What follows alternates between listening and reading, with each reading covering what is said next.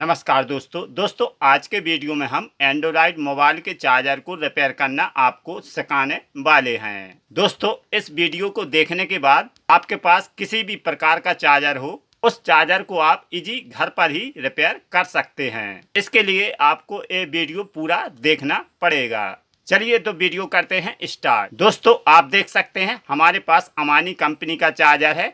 इसका इनपुट रहता है 110 वोल्ट से लेकर 240 मैक्सिमम। इसका आउटपुट रहेगा 5 वोल्ट। इसका एम्पियर है 3.4 एम्पियर। इसमें यहाँ पर डबल यूएसबी लगा हुआ है। आपके पास एक यूएसबी भी हो सकती है। जो इसका अंदर का सर्किट रहता है वो लगभग सेम रहता है। कोई भी आप किसी भी प्रकार का चार्जर हो आपके पास, सर्किट आपका सेम रहेगा। चलिए इसको सबसे पहले आपको चेक कर हम बता देते हैं। जैसे कि ये हमारा बोर्ड है तो यहाँ पर हम इसको कनेक्ट कर देंगे।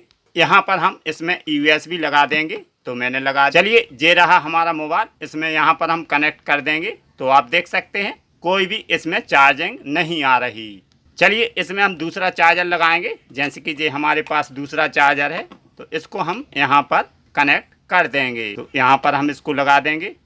तो आप देख सकते हैं 62%, यानी कि हमारी सप्लाई जो एसी की है ओके है। दोस्तों जो भी खराबी है हमारे चार्जर में है तो हम चार्जर को स्टेप बाय स्टेप रिपेयर करना आपको सिखाएंगे। इनको साइड में करेंगे। चलिए सबसे पहले आपको चार्जर को ओपन करना है। इसको ओपन करना बिल्कुल इजी है।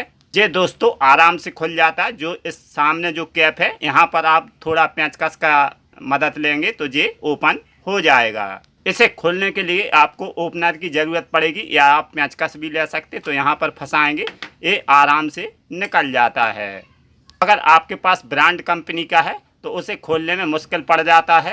मगर ये मार्केट में आसानी से 250-300 रुपये में आपको कहीं भी मिल जाएगा। जो हमारे ब्रांडेड कंपनी के चार्जर रहते उसे आपको कैसे ओपन करना है तो हमारे यूट्यूब चैनल पर वीडियो बहुत सारे पड़े हुए हैं, आप जाकर देख सकते हैं। दोस्तों चार्जर खोलने के बाद आपको प्लेट को ध्यान से देखना है। दोनों साइड आपको ध्यान से देखना कि कहीं हमारा कोई कंपोनेंट डैमेज तो नहीं है। देखना ये है आपको कहीं हमारा शॉर्ट सर्किट से कोई कंपोनेंट जला तो नहीं। तो यहाँ पर हमारे कंपोनेंट जले हुए हैं। और दूसरी साइड में जो नॉर्मल हमारे कंपोनेंट रहते हैं जैसे कि कैपेसिटर, एमओवी, रेजिस्टेंस जे वाले हैं तो ये हमारे इस साइड लगे हुए रहते हैं। इस साइड हमारे रहेंगे एसएमडी कंपोनेंट छोटे छोटे। मगर दोस्तों ये छोटे छोटे कंपोनेंट अगर जलने से आपके 2-3 खराब हो जाएंगे तो ये कहीं मार्केट में भी नहीं मिलते और आप इसको रिपेयर भी नहीं कर पाओगे। अगर हमारे छोटे छोटे कंपोनेंट हैं नहीं जले हैं तो इसी चार्जर को हम स्टेप बाय स्टेप रिपेयर करना आपको सिखाएंगे। तो आप घर पर ही इजी रिपेयर कर पाओगे। यहाँ पर हमारे एसएमडी कंपोनेंट कोई भी नहीं जले। तो यहाँ पर जब आप चार्जर रिपेयर करते हैं हम एसी कनेक्टर पर देंगे तो हमारा एक डायरेक्ट एसएमडी डायोड पर चला जाएगा और दूसरा हमारा जो लेग है तो ये रेजिस्टेंस के जरिए यहाँ पर दूसरी लेग पर चला जाता है। यहाँ पर आप देख सकते हैं जिस साइड हमारा एसी रहता है ये प्राइमरी है और इस साइड हमारा आउटपुट है जो सेकेंडरी। तो यहाँ पर एक लाइन रहती है, आप देख सकते हैं। यहाँ पर हाई वोल्टेज रहेगा, यहाँ पर आपका लो वोल्टेज रहेगा। तो यहाँ पर प्राइमरी में आप टच करोगे तो आपको करंट लग जाएगा, लेकिन सेकेंडरी में आप टच करोगे तो करंट नहीं लगेगा, क्योंकि यहाँ पर ड्राइवर ट्रांसफार्मर लगा हुआ रहता है। 2 भाग में रहता है, प्राइमरी और सेकेंडरी। प्लेट को आपको अच्छी तरह देखने के बाद यहाँ पर हमारे छोटे छोटे कंपोनेंट नहीं जले तो इस साइड के हमारे जल चुके हैं। तो आपको इनको पहले हम निकालेंगे और फिर इसको स्टेप बाय स्टेप चेक कर ठीक करेंगे। अगर आपका चार्जर डेड है तो सबसे पहले आपको रेजिस्टेंस देखना कि हमारा जला तो नहीं। तो ये हमारा पूरी तरह से जल चुका है। ये मूवी भी हमारा फट गया है। तो हम दोनों कंपोनेंट पहले निकालते हैं। चलिए निकालें, इसको हम बाहर निकाल लेंगे क्योंकि ये जल चुका है तो इसको हम चेक नहीं करेंगे, डायरेक्ट निकालेंगे। अगर आपका नहीं जला है तो मीटर से चेक कर सकते हैं।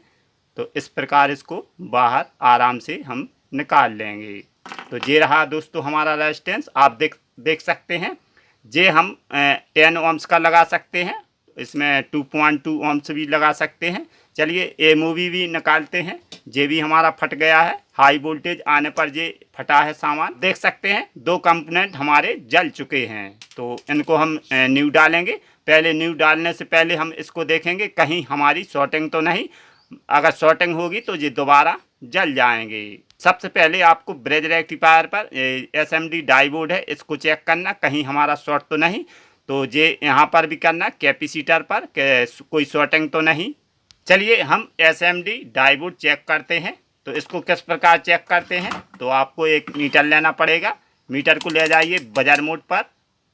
बजर मोड पर रखने के बाद यहाँ पर जो हमारा प्राइमरी है यानी कि AC इनपुट होता है, तो हम ये इस साइड का पहले चेक करेंगे। यहाँ पर कोई भी रीडिंग नहीं आना चाहिए, दोनों साइड प्रोब को पलटेंगे फिर भी नहीं। चलिए चेक करते हैं। तो मीटर को हम पहले चेक करेंगे, 00 आना चाहिए, ओके।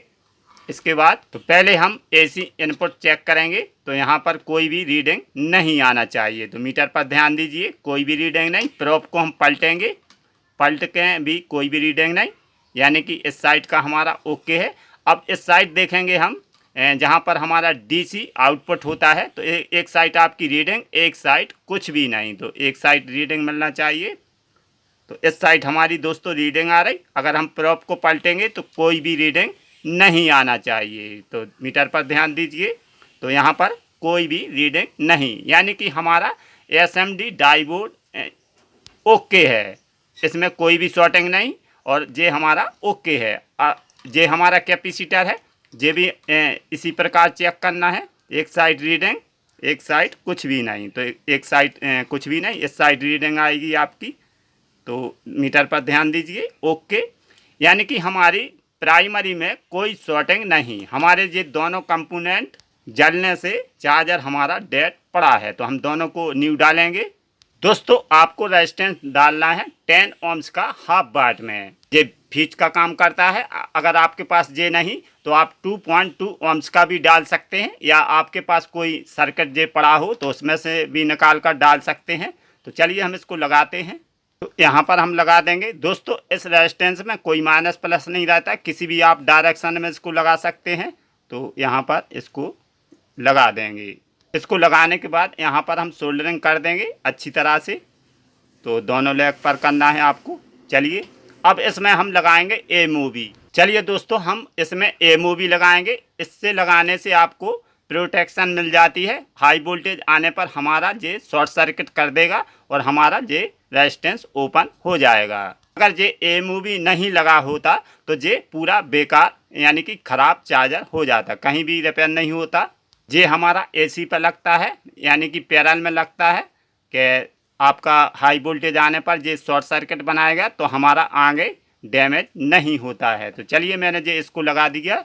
दोस्तों अगर आपके चार्जर में प्रोटेक्शन रहती है तो या तो रेजिस्टेंस जलेगा या हमारा MOV। बाकी हमारा यहाँ पर बहुत 10% चांस रहता है ख़राब होने का। जैसे कि यहाँ पर कैपेसिटर हमारे AC पर लगे हुए हैं, यानी कि DC प्राइमरी में।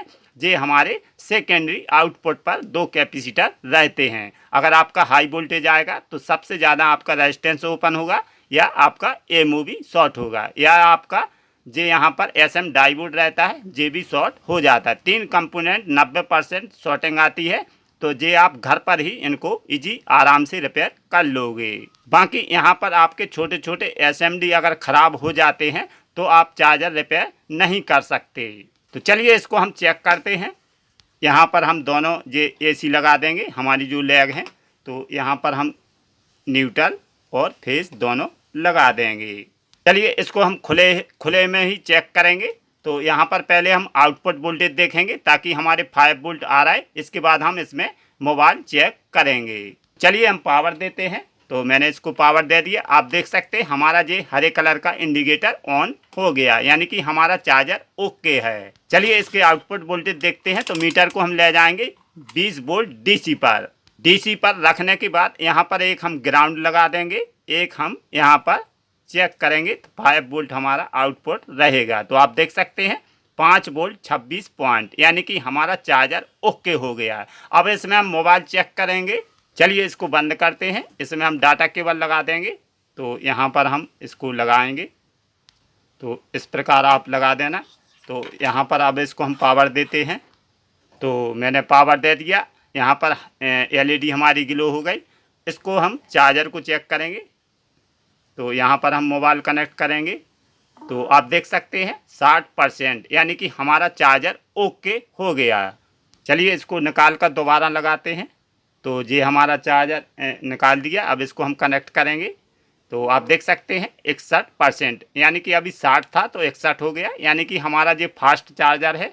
तो आप कोई भी चार्जर हो आपके पास इजी घर पर ही रिपेयर कर पाओगे, किसी भी कंपनी का हो। इसमें दो कंपोनेंट सबसे ज़्यादा डैमेज होते हैं, सबसे ज़्यादा 90% हमारा रेजिस्टेंस डैमेज होता है, ओपन हो जाता है। तो उसको आप पहले चेक करिए एसएमडी डायोड कहीं हमारा शॉर्ट तो नहीं, इसके बाद आप उस रेजिस्टेंस को न्यू डाल सकते हैं। हर बार रिपेयर कर सकता है कोई भी चार्जर हो। तो दोस्तों अगर आपको ये जानकारी अच्छी लगी हो या कोई नॉलेज मिला हो तो चैनल को कीजिए सब्सक्राइब और एक लाइक ज़रूर कर देना है। चलिए दोस्तों चलते हैं, मिलेंगे अगले वीडियो में। Thank you.